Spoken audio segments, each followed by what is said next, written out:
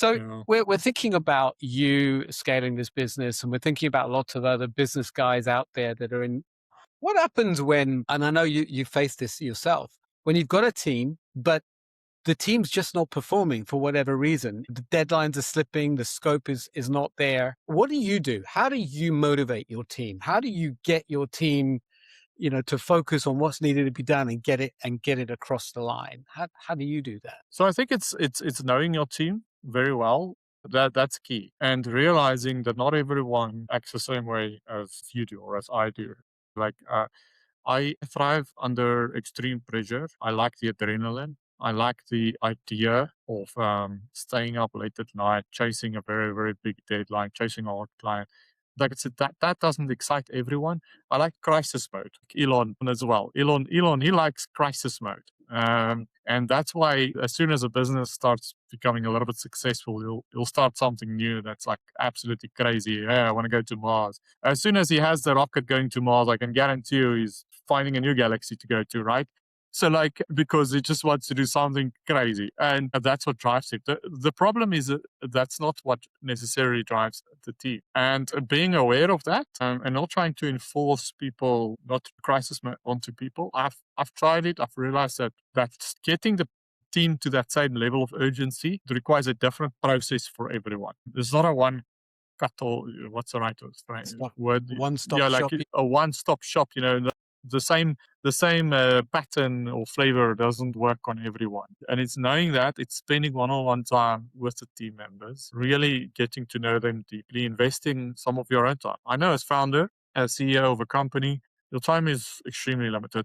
Everything is an opportunity cost, right? But one of the best way to invest that time is to really spend one-on-one time with the individual team members, because that's what really motivates them and get them on the level where you want. And that's where the leverage is, right? The only way you can leverage you is by leveraging it through your team. And I love that.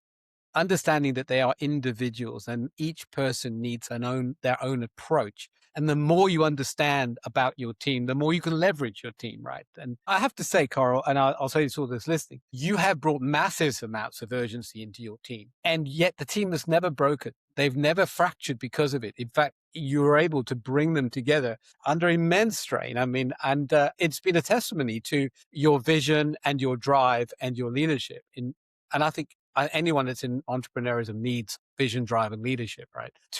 To do that, which is interesting.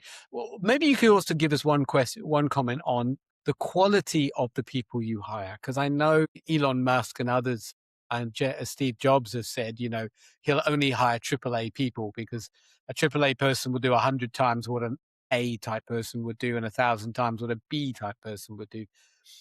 Talk to me about Mm. how do you know who do you hire? How do you know who the right people are? A lot of people Yet, would look at it we're as working on a, that. yeah, we've Yeah, never that's true. partnered, Yeah. or at least. I love that. That, I think, is the glue, right?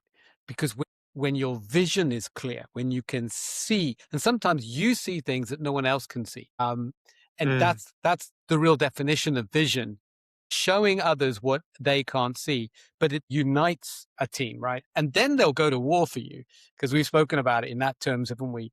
What is the victory that we wanting? What is the war that we're fighting? And those are the language of an entrepreneurial team.